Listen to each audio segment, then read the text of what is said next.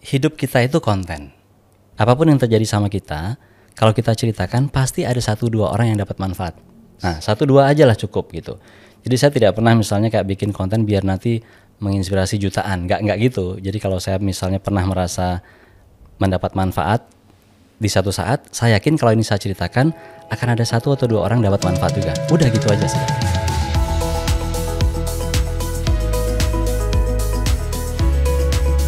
Halo, kawan UGM. Hai kawan UGM. Keren sekali. Mbak Astri, apa kabar? Tuh. Baik. Ya, kita kan sudah beberapa kali podcast kita bareng terus kan ya. Oke. Oke, dan Terus? hari ini aku sebenarnya agak nervous sedikit. Sama. Karena ini sebenarnya salah satu bintang tamu yang kita tunggu-tunggu Bener. Dari tahun lalu loh, Dit. dari tahun lalu. Semenjak COVID kita Mungkin ya. undang, tapi nggak pernah bisa. Mungkin lebih nggak cocok waktunya. Oh, lebih nggak cocok waktunya, karena kan beliau sibuk ya mungkin ya, Yes. banyak kegiatan, banyak acara, terus ya mungkin karena kebiasaan jadi konten kreator. Wow. Itu yang mungkin menjadikan beliau sulit untuk dihubungi, sulit untuk datang ke podcast kita. Dan kita agak nervous hari ini. Iya betul. Karena biasa lihat beliau di medsos gitu. Betul. Hari ini bisa duduk bareng sama kita. Duduk bareng, ngobrol bareng nanti gitu ya. Oke. Kita akan banyak belajar dari beliau. Mungkin ya gimana sih caranya membagi waktu, terus mungkin aspek-aspek jadi konten kreator gimana sih, atau mungkin caranya jadi influencer gimana sih dari Yes. sudut pandang seorang dosen. Tapi kontennya juga impactful buat yang lihat. Waduh. Tidak hanya konten hiburan aja tapi ada edukasinya di Yes. situ ya, betul ya. Tidak usah bertele-tele, kita ucapkan selamat datang kepada Bapak Imade Andi Arsana di Yes. UGM Podcast. Tepuk tangan dong. Keren sekali. Kalau boleh saya menyebutkan Pak Andi itu salah satu sosok yang saya kagumi sebenarnya Kak Astri. Dosen, peneliti di Teknik Geodesi UGM. Beliau juga menjabat sebagai Kepala Kantor KUI, Kantor Urusan Internasional. Beliau juga sekarang jadi ya bisa dibilang konten kreator juga lah. 3 kegiatan yang saya rasa menyita waktu beliau, tapi beliau masih bisa menyempatkan waktu untuk bikin konten loh. Yes. Jadi kalau yang kesibukannya masih ini ita itu tapi nggak sempat bermanfaat. Jadi kayaknya perlu dengerin podcast kita ya. Betul Oke. sekali. Oke, Pak Andi, gimana kabarnya Pak Andi? Baik Mas Adit, terima kasih sekali. Mbak Astri juga, thank you Mbak Astri. Keren sekali Pak Andi hari ini ya. Setiap hari kayaknya Setiap ya. hari. Oke. Ini agak spesial ya Pak. Karena biasanya kan kita ngundang dosen gitu untuk ngobrol di UGM Podcast tentang keilmuannya. Nah ini mungkin juga keilmuan Bapak, tapi yang mungkin belum banyak kita bahas gitu loh. Kecanggihan Bapak sebagai dosen sekaligus konten creator. Pak Andi, mungkin saya Ya. mau bertanya pertanyaan pertama Pak Andi. Siap. Tadi kan saya nyampein Pak Andi itu ya jadi kepala KUI, jadi dosen. Gimana sih caranya bagi waktu Pak Andi? Pak Andi juga konten kreator loh, saya pikir. Gimana caranya Pak Andi? Waktu nggak bisa dibagi Mas, kan waktu itu dikelola, diatur. Di manage. Nggak, tapi pertama saya terima kasih dulu Mas Adit, Mbak Astri, ini istimewa banget dan saya dari dulu pengen lu banget tuh di wawancara. Kebalik dong. Bener. Iya ya. Saya sering sih ditanya gitu tuh Mas Adit, gimana caranya membagi waktu atau mengelola waktu. Nah, yang saya nggak punya tips sebenarnya, tapi intinya gini, hidup kita itu konten. Oke, gitu dulu ya. Hidup kita itu konten. Kalau menurut saya gitu. Contohnya gini, saya kan pernah misalnya di Instagram saya tuh cerita lagi olahraga pagi, habis itu makan soto, ya nggak? Itu kan sebenarnya nggak istimewa banget Mas, ya kan? Karena semua orang tuh kalau di Jogja itu olahraga pagi di Mandala Krida, makan soto, biasa aja. Benar. Ya kan? Semua orang alami. Bedanya adalah teman yang lain itu mungkin tidak menganggap itu menarik untuk diceritakan. Bedanya saya menceritakannya, itu aja. Jadi artinya saya tidak misalnya khusus olahraga hari ini untuk konten, nggak begitu. Hidup aja biasa normal, karena saya percaya bahwa semua yang terjadi itu sebenarnya bisa jadi konten atau bisa jadi pelajaran lah, mungkin bahasa sederhana. Gitu sih sederhana. Hidup itu konten, berarti sehari-hari sebenarnya konten tuh ngalir gitu ya jadi kehidupannya Pak Andi. Iya, betul. Natural Pak Andi itu seperti itu gitu. Ya, contohnya gini Mas, misalnya ya ini langsung aja. Saya lagi ngajar nih, ngajar di Zoom kan. Lalu pas saya ngajar, saya rekam aja pakai HP sebelah kanan saya tuh. Ya kan gitu kan. Jadi saya tidak sengaja bikin konten ngajar tuh, nggak sengaja. Ngajar aja biasa normal. dan natural. Yang direkam di sebelah kanan itu nanti dipotong yang tertentu bisa jadi konten ternyata. Oh, Gitu. wow. Jadi tidak kayak sekarang nih kita kan lagi podcast kan. Iya. Saya kan minta tadi tolong dong nanti saya direkam gitu. Jadi angle tertentu, momen tertentu itu nanti bisa jadi konten juga tanpa kita sengaja untuk membuatnya jadi konten gitu sih. Oke. By the way, kayak gitu sejak kapan sih Pak? Oke, mungkin mulai dari ininya dulu ya. Saya tuh kan orang lama ya Mbak Asri. Aku tuh orang blogger sebenarnya. Oh, berarti Mungkin emang banyak nggak tahu blog di sini ya mungkin. Ada. Saya dulu juga mainan blog Pak. Oh gitu ya. Blog itu pokoknya tulisan panjang lah. Iya. Nah sekarang kan tulisan panjang udah nggak begitu diminatin mungkin ya. Jadi saya ngeblog itu 2004. Ketika sekolah di Australia itu Mas Adit. Kenapa ngeblog? Karena saya pikir saya kan orang Indonesia, besar di kampung lagi. Lalu tiba-tiba bisa sekolah di Australia. Itu bagi saya tuh kayak, wah saya merasa bersyukur banget dan merasa terheran-heran gitu. Nah terus saya mikir gini, mungkin ada juga kali ya orang Indonesia yang terheran-heran melihat kehidupan seperti ini. Maka kalau saya ceritakan, mungkin akan bermanfaat. Gitu awalnya. Jadi saya menulis itu di 2004 ngeblog, habis itu kan muncul Facebook. Saya juga tidak migrasi sebenarnya, karena blognya tetap sampai hari ini pun saya ngeblog kok. Lalu saya Facebook ikut untuk jejaring, habis itu muncullah Twitter, habis itu Instagram, habis itu Line, habis itu YouTube, habis itu TikTok. Jadi saya ikutin dalam rangka semangatnya kayak tadi itu sebenarnya. Apapun yang terjadi sama kita, kalau kita ceritakan pasti ada 1-2 orang yang dapat manfaat. Nah 1-2 aja lah cukup gitu.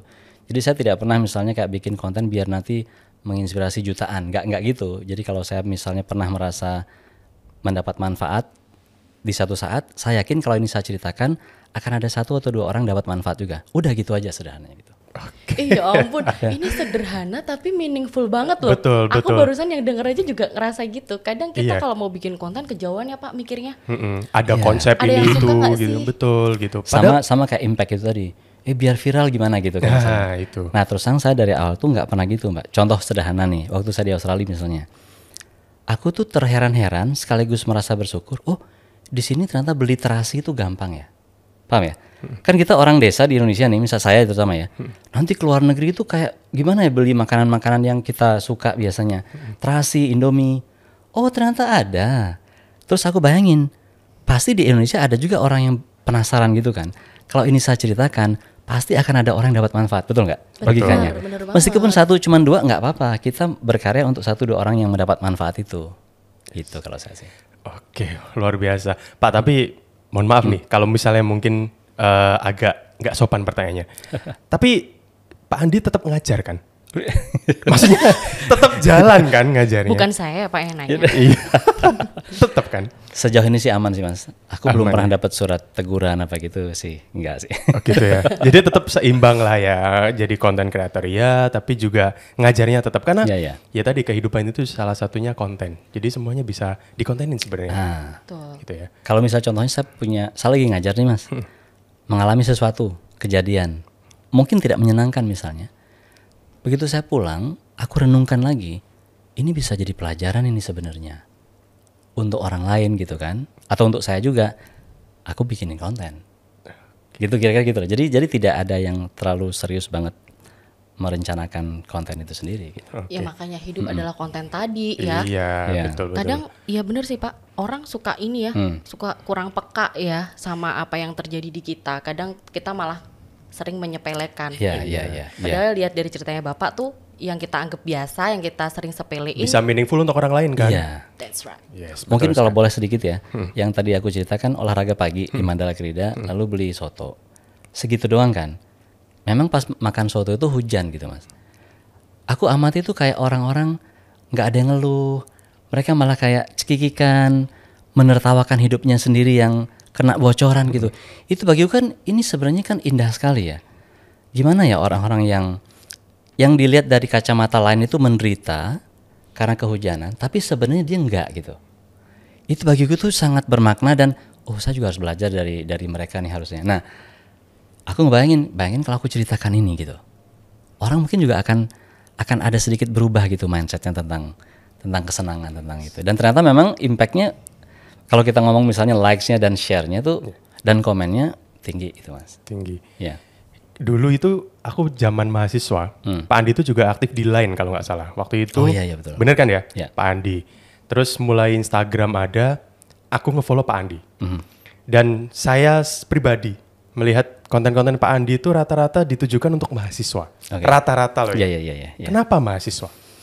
Oke, karena bidang saya, kemarin aku baru cerita juga nih. Yes. Ada satu dosen teman di teknik juga bilang, beliau sih sangat positif orangnya. Yes. Wah kalau beliau Andi ini konten-kontennya memang cocok sama profesinya. Yes. Ngomonginnya dosen sama mahasiswa.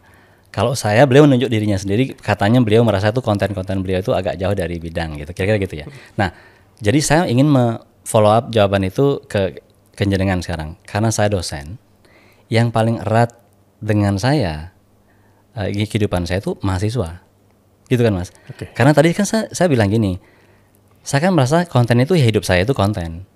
Agar saya tidak merasa terlalu usaha banget bikin konten, ya udah saya bikin konten tentang sesuatu yang paling dekat sama hidup saya, gitu kan? Sehingga saya tidak kekurangan bahan. Setiap hari saya bisa bikin konten karena kontennya tentang hal yang sekitar saya gitu. Tapi itu effortless nggak sih Pak kategorinya? Effortless untuk sesuatu yang effortful gitu. Ngomong apa sih? Contohnya gini Mbak Asri, ini jujur-jujuran ya, ini mahasiswa juga boleh denger nih. Kalau kita ngobrol sama dosen tuh lagi santai-santai di ruangan gitu, pasti topik utama kita mahasiswa. Oke. Terutama, mohon maaf ya, terutama keluhan kita tentang mahasiswa. Si itu beginilah, si itu begitulah segala macam. Itu ternyata lintas fakultas. Aku bergaul dengan banyak dosen di fakultas lain, sama, mirip lah. Iya.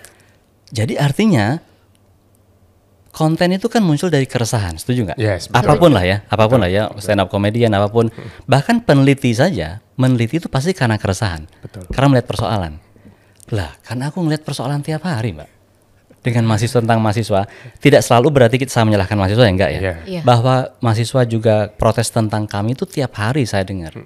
Entah dari mahasiswanya langsung, entah di sosial media, entah dari dosen yang merasa tidak dihargai mahasiswa kayak gitu-gitu kan. Berarti kan keresahanku itu ada terus tiap hari. Iya. Bahkan mungkin setiap jam. Jadi kalau nanti bilang effortless ya, berarti sumber berkaryanya banyak gitu lah kira-kira gitu. Oke. Pak Andi, ini ngomong-ngomong tentang keresahan mahasiswa kan, yang lagi banyak itu kan minta transparansi ya. Ini saya lucu banget itu. Lihat kontennya Pak Andi minta transparansi, ada mahasiswa minta transparansi ya dikasih tahu OHB apa gitulah pokoknya gitu ditunjukin. Ada juga yang misalnya kayak mahasiswa itu sulit nemuin dosennya gitu. Katanya dosen apa ditanggapi sama Pak Andi. Semua ditanggapi. Kalau Pak Andi tipikal dosen yang mana dari keresahan-keresahan itu? Sejujurnya, saya adalah orang yang paling bersedia menurut saya untuk menanggapi permintaan mahasiswa tentang transparansi nilai. Oke, ini sekarang disclaimer nih. Sifat asli saya atau posisi asli saya adalah saya menerima semua permintaan transparansi. That's my position dan selalu saya jawab dengan baik lah gitu ya. So far sih saya tidak ada berkonflik sama mahasiswa gara-gara itu ya. Ditanya, saya kasih dan mereka oke. Cuman kenapa akhirnya menjadi joke segala macam Mas? Karena memang kenyataannya di sekitar saya banyak dosen yang mengalami masalah dengan itu. Banyak mahasiswa mengalami masalah dengan itu. Nanya transparansi susah segala macam lah. Nah, ini kan jadi keresahan, bukan keresahan saya sebenarnya, keresahan orang lain yang lalu saya ceritakan. Kenapa saya ceritakan? Karena saya yakin ada jutaan orang sama persoalannya gitu. Jadi artinya sih keresahan itu muncul dari diri saya sendiri ya, sekitar atau mendengar. Jadi kepanjangan tangan juga kadang-kadang gitu. Tapi artinya ini ya Pak ya. Berarti konten-konten Bapak ini kan platform beda-beda nih, makin banyak terus. Pak Andi juga berarti terus ini ya menggali kayak misalnya blog, TikTok, segala macam kayak gitu-gitu.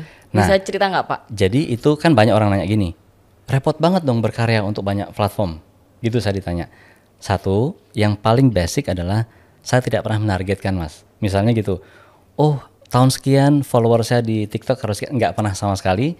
Jadi kalaupun saya tidak berkarya di satu media, nggak apa-apa juga. Aku tidak pernah resah soal itu. Nah, tapi kemudian kok endelalah gitu ya orang Jawa bilang tuh. Kalau saya bikin karya untuk satu platform, katakan untuk Reels Instagram misalnya, ini ternyata kan bisa dipakai juga buat TikTok. Dan ternyata begitu saya lakukan itu, ternyata kadang-kadang di dua-duanya bisa meledak gitu misalnya kan. Dan itu artinya banyak platform itu tidak selalu bikin kita lebih sibuk Mbak. Tidak selalu. Karena apa? Karena saya tidak pernah menargetkan misalnya harus beda kontennya untuk TikTok sama Instagram tuh saya tidak pernah nargetin itu. Jadi artinya satu karya bisa aja untuk banyak platform gitu. Oke. Ya. Pak Ade juga ini ya, misal kayak konten gitu, berarti karena nggak pernah punya target, jadi Bapak ngerasa kayak nggak beban sih, jalan aja gitu. Betul. Atau gimana? Betul, secara umum begitu.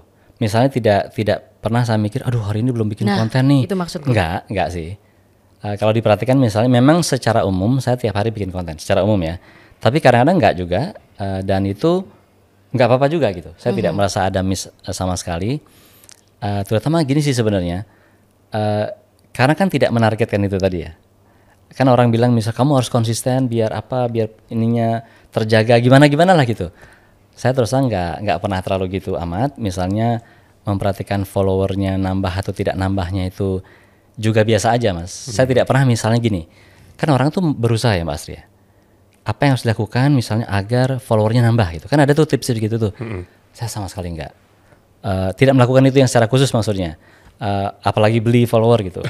Nggak punya duit juga buat organik loh berarti followernya sebanyak itu. Nggak ada yang robot gitu ya. Wah keren loh Pak Andi loh. Pak Andi, kalau misalnya nih, saya sempat lihat di kontennya Pak Andi. Banyak mungkin mahasiswa yang berkeinginan, andai kan aku punya dosen kayak Pak Andi, asik nih kayaknya gitu. Sebenarnya kalau dosen yang seperti Pak Andi, harapannya Pak Andi apakah akan ada nantinya dosen yang bisa seperti Pak Andi?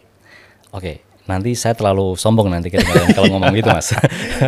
saya harus parafrase dulu nih kalimatnya. Okay. Intinya begini, saya melihat banyak sekali kok dosen yang sangat bagus. Yang lebih bagus dari saya tuh banyak banget sebenarnya, anak-anak muda yang berkarya sekarang itu banyak banget lah. Kalau boleh saya bilang misalnya apa kira-kira yang saya inginkan dari dosen lain itu mungkin ya. Yes, mungkin itu aja. Kalau mereka berkenan untuk membagikan ilmunya di media sosial, menurut saya itu bagus. Kenapa bagus mas? Karena jangkauannya lebih luas. Udah gitu aja lah. Tidak harus seperti siapa. Contohnya gini, kalau saya ngajar di kelas, yang tercerahkan, kalaupun tercerahkan ya, 40 orang kan. Yes. Itu kalaupun tercerahkan, karena ada yang ngantuk juga gitu kan. Katakanlah 40 orang tercerahkan. Tapi kalau konten yang sama saya bikin versi TikToknya, seperti yang saya kadang lakukan, itu bisa ditonton 1,3 juta orang misalnya gitu. Itu menurut saya tuh udah jelas lah, ukuran dampak itu udah jelas lah. Jadi kalau teman-teman dosen berkenan melakukan itu, saya yakin banget dampaknya akan bagus.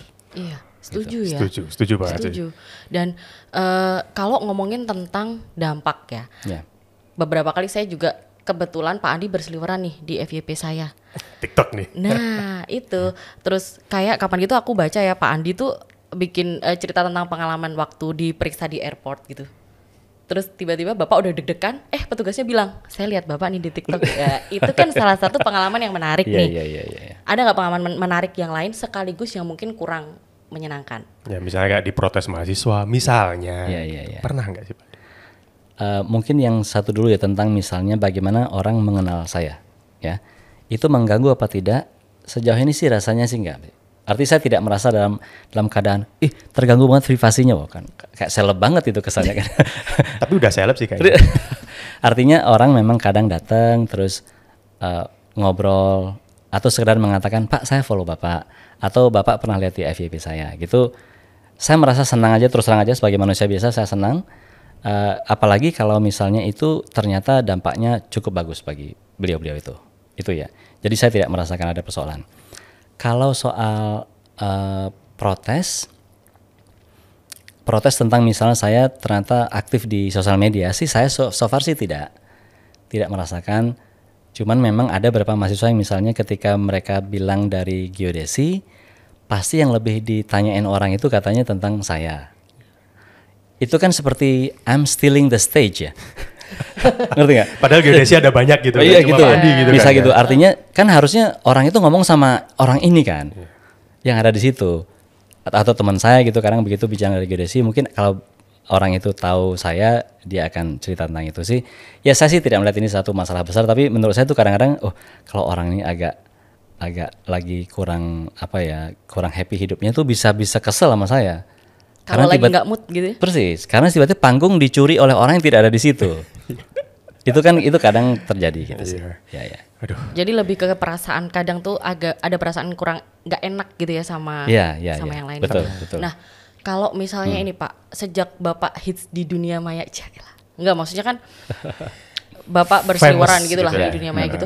Kan pasti banyak juga ya komen dari orang yang mungkin di luar UGM atau siapapun iya. itu gitu. Itu pernah nggak sih Bapak ngerasa kayak nggak enak gitu? Kalau misalnya pas lagi kayak gitu, Bapak lagi moodnya nggak bagus misalnya, cara merilisnya tuh gimana?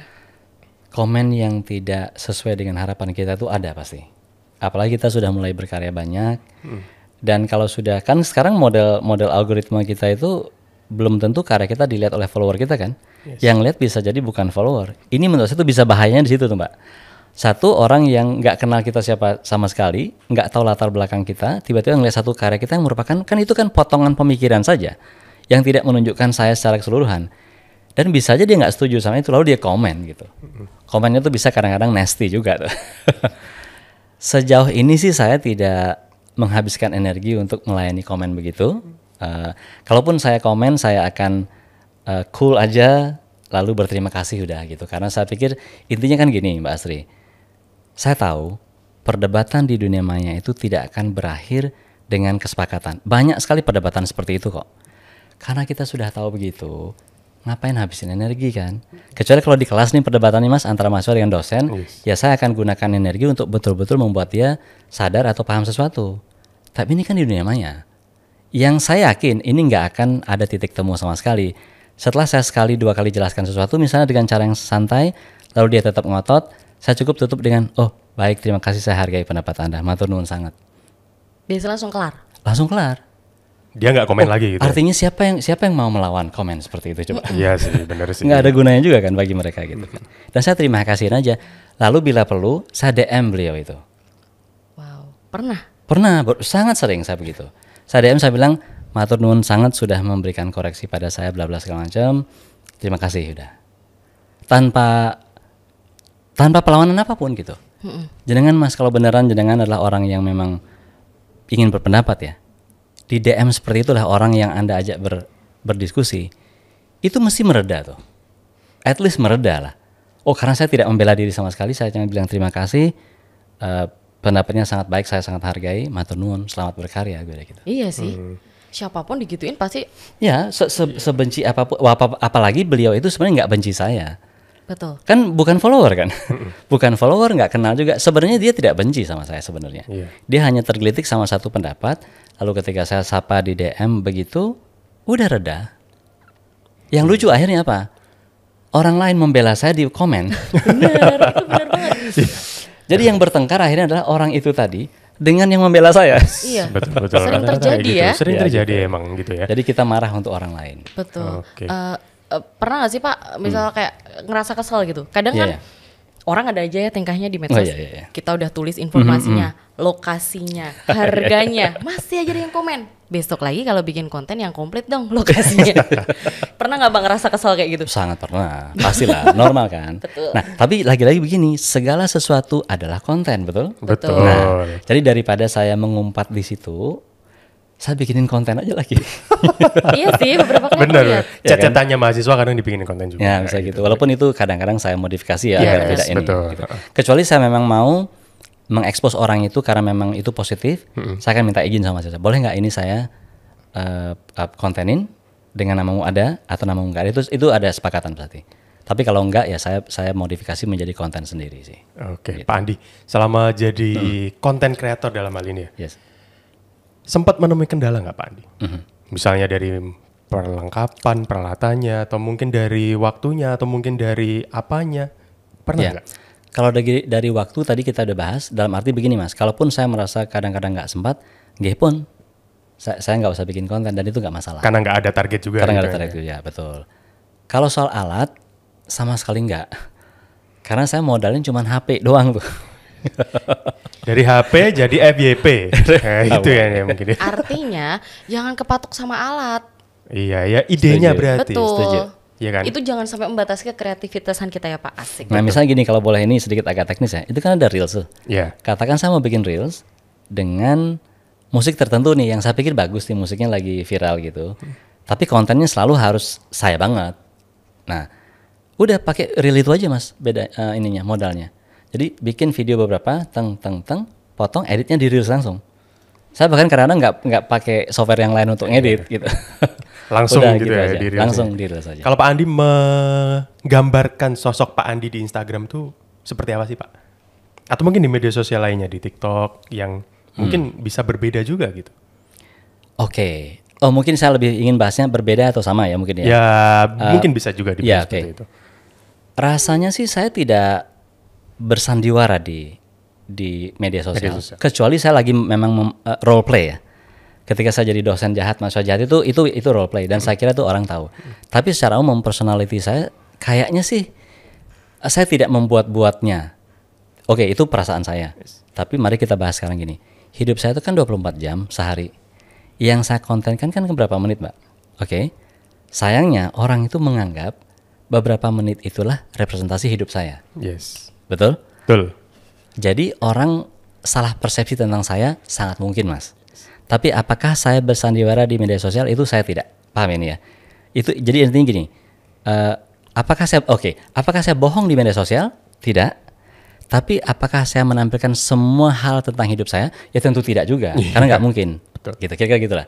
Jadi kalau ternyata yang saya tampilkan ternyata adalah yang baik-baik saja misalnya, alasannya sederhana Mas.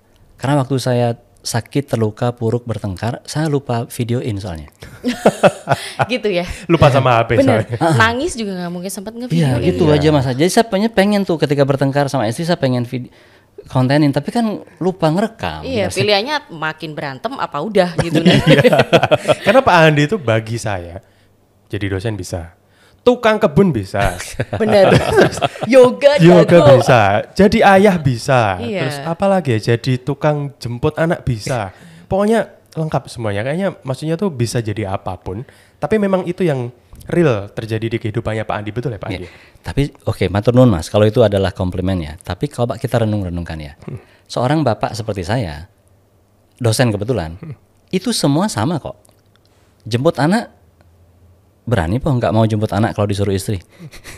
Berani nolak po gitu, kira-kira gitu kan. Iya. Pasti pernah jemput anak. Ngajar pasti ngajar beliau-beliau itu. Betul. Presentasi pasti presentasi. Sebenarnya sama, cuman itu tadi siapa yang memilih bercerita, siapa yang memilih untuk diam gitu sih. Keren Wah, banget pokoknya. keren banget. Nggak salah saya nunjuk Pak Andi jadi dosen favorit saya. Wih, sama sih kayaknya. So far belum ada ya. Iya belum ada. Iya. Pak, apa namanya? Tapi saya setuju banget sih sama apa yang dikatakan Pak Andi tadi. Semoga teman-teman yang dengerin podcast kita juga menjadi berpikiran yang sama gitu, bahwa kita jangan pernah menganggap bahwa beberapa menit yang ditunjukkan seseorang di media sosial tuh akan seolah-olah merangkum seluruh Itu hidupnya. representasi kita itu bukan gitu ya. Karena itu kadang-kadang emang jebakan banget dan masih banyak Pak orang yang berpikiran kayak gitu ya. Kayaknya. Sangat Itu. setuju ya. Oke. Sebelum harapan dan cita-cita, saya mau nanya, goalsnya Bapak sebenarnya apa? Iya, baik dosen, baik jadi content creator. Iya. Waduh, ini sensitif nih. Kalau saya bilang nanti jadi profesor gitu, nanti dituntut kan. Ya aminin amin dong. ya Pak. Kan geodesi baru Prof Trias kalau nggak salah Iya, ya. betul. Pak Andi selanjutnya. Oh, terima kasih Mas, matur nuwun. Ini Doa. saya kalau doa itu harus kita aminin. Yes, betul. Tapi begini, kalau di dalam hati kecil semua dosen itu harus ada itu menurut saya. Betul. Dan itu adalah cita-cita yang sangat sah, tidak salah. Jadi kalau nanti suatu saat saya akan menjadi profesor gitu, saya akan sangat bangga, seneng. Tapi di balik itu semua, mudah-mudahan memang bermanfaat gitu ya, Asri ya. Jadi itu, nah karena memang sebenarnya goal kita adalah manfaat, maka menurut saya, ya udah kalau sekarang saya sudah bisa mulai memberi sedikit manfaat, nggak apa-apa juga kan? Kan tidak harus nunggu jabatan naik, tidak harus nunggu guru besar, betul ya Mas ya? Betul. Tapi artinya bukan berarti saya mengatakan itu nggak penting. Itu penting. Saya sangat kagumi orang-orang yang bisa mencapai itu. Tapi jika belum itu dicapai, kita bisa memberi manfaat, jangan nunggu. Gitu kira-kira gitu. Wah, bener banget, tepuk tangan dong guys. Dan ini sebenarnya kita banyak penonton bayaran Pak Andi di Ya. sini. Jadi biar Ya, saya tahu ini pasti dibayar ini. Karena disuruh-suruh. Mana mau. gratisan gitu kan. Oke. Ya. Pesan dong Pak buat Oke. yang dengerin podcast kita. Es teh 3 bisa? Cakep. Pesan ya. Mungkin saya pilah-pilah nggih. Untuk mahasiswa, saya kira mahasiswa banyak yang nonton podcastnya UGM biasanya. Jadi gini, dengan saya berkarya di media sosial, Mas Adit, Mbak Astri, saya pengennya itu sebenarnya mahasiswa lebih paham dunia dosen yang lebih nyata itu gimana gitu. Contohnya apa? Sering sekali mahasiswa salah paham atau salah persepsi tentang dosen, ya karena memang tidak terjadi dialog gitu. Saya yakin banyak mahasiswa yang tidak paham misalnya bahwa dosen itu punya segudang kerjaan lain selain misalnya membaca skripsinya mahasiswa. Oke. Ini sama sekali tidak untuk saya excuse bahwa dosen itu harus dimaafkan selalu tentang skripsi yang tidak dibaca. Bukan maksud itu maksudnya. Tapi kalau mahasiswanya paham bahwa dosen itu sebenarnya banyak hal yang lain, mungkin menjadi lebih mengerti lah.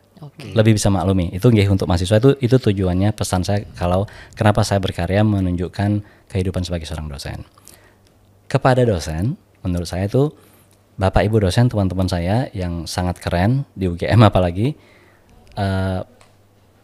aktif di media sosial itu tidak harus, tidak wajib, itu saya sudah clear itu, tidak wajib aktif di media sosial. Tapi ada tapinya nih, percakapan yang sangat jujur, yang genuine dari kalangan mahasiswa kita itu terjadinya di media sosial, bukan di ruang kelas. Jadi kalau Bapak Ibu tidak aktif di media sosial itu nggak salah, tidak dosa sama sekali. Tapi siap-siaplah Bapak Ibu akan melewatkan banyak percakapan yang genuine gitu. Bapak Ibu akan banyak melewatkan gagasan-gagasan yang murni dari mahasiswa. Dan itu bisa bahaya berarti. Karena respon kita berarti mungkin saja tidak mencerminkan keinginan mahasiswa kita yang sebenarnya. Itu aja saya kira sih, 2 hal itu. Wow. Pak, satu lagi Pak. Quote hari ini. Ya biasanya Pak Andi emang suka bikin quote sih biasanya. Ini quote hari ini dong Pak, ayo Pak. Aduh, saya nggak punya quote pribadi, tapi saya selalu tuh suka sama quote-nya orang-orang yang saya sering kutip ya sebenarnya. Misalnya kalau Marcel Proust itu dia punya gini nih. Bahasa Inggris sedikit nggak apa ya? Biar kayak jaksel gitu. Nanti saya translate Pak Andi. Oh ya, ini jagonya bahasa Inggris. Jadi ada yang bilang gini, dia bilang gini. The real voyage of discovery consists not in seeking new landscape, but in having new eyes. Kira-kira itu kalau bahasanya sederhanakan tuh gini. Kami kan dosen ya, Mbak Asri ya. Jadi menemukan sesuatu atau discovery itu bukan soal menemukan hal barunya katanya, atau benda barunya, tapi soal memiliki mata baru. Wih, bener. Ya bener sih. Cocok. Perspektif kan? Iya. Jadi artinya sama kayak penelitian lah gitu. Tiap hari kita lihat, tapi belum tentu semua orang bisa meneliti tentang hal itu kan? Aduh, betul itu banget. yang Bapak bilang di awal-awal juga, saya langsung mikir kayak gitu. Ya, jadi menurut saya itu bukan soal menemukan hal baru, tapi soal memiliki sudut pandang baru. Bener banget. Keren, Boleh tepuk tangan lagi ya sih? Boleh dong. Terus Pak Andi, sebelum saya bilang terima kasih, saya mau muji dulu batiknya cakep banget loh. Wih. Ini kabarnya salah satu kreasi dari istrinya sendiri Pak Andi. Betul, Mbak Astri istri saya yang memang ini suka bikin, namanya ecoprint ya kalau nggak salah. Ecoprint tuh. Ecoprint, jadi bikin sendiri sama teman-temannya, terus saya jadi ambasador. Gitu. Memang seharusnya ya. Seharusnya ambasador. Pokoknya mendukung, ya? Betul, mendukung istri. Ini tanpa tekanan ya, jadi jujur ini saya. Pak dijual nggak Pak? Ada yang dijual gitu nggak? Nanti dijual katanya, tapi nanti kita bisa obrol. Atau gini, ada di sini nih linknya. Oh gitu. Barangkali mungkin ada yang dikasih buat kita berdua gitu. Mungkin. Ya barangkali. Iya, ide bagus kan. Makanya kita propose dari sekarang. Yes. Oke, Pak Andi, terima kasih banyak sudah berkenan untuk hadir di UGM Podcast. Betul. Terima kasih banget ya Pak. Sudah akhirnya kita sampai di hari ini juga Betul loh. sekali. Dan ini jujur sebuah kehormatan bagi kami kedatangan salah satu konten kreator hebat UGM. Gitu. Kalau agak hiperbolanya seperti itu ya. Tapi jujur ini sebuah kehormatan karena Pak Andi kan jujur pasti sibuk sekali. Ya. Matur nuwun sangat. Dan manage waktunya saya rasa perlu diapresiasi yang luar biasa Pak Andi. Terima kasih sekali sudah hadir di podcast UGM. Matur nuwun Mas Adit. Gak boleh ngomong jujur lagi, udah kebanyakan jujur dari tadi. Dan untuk kawan UGM semuanya yang sudah mendengarkan podcast kita hari ini, semoga podcast kita hari ini impactful ya buat kalian semua. Banyak pelajaran yang bisa diambil dari sini. Saya juga, Adit juga, Betul Pak Andi sekali. juga. Jangan lupa juga untuk selalu dukung kita dengan mendengarkan dan membagikan podcast kita di berbagai platform media sosial kalian. Betul sekali, supaya kita bisa lebih rajin dan semangat untuk bikin konten ya. Dan jangan lupa untuk subscribe juga baik di akun Spotify maupun akun YouTube UGM supaya nanti bisa lebih tambah semangat lagi. Selain menghadirkan Pak Andi, kita hadirkan mungkin besok Bill Gates datang ke sini ataupun yang lainnya bisa kita hadirkan di sini. Terima kasih. Terima kasih. Bye-bye. Sampai jumpa kawan UGM.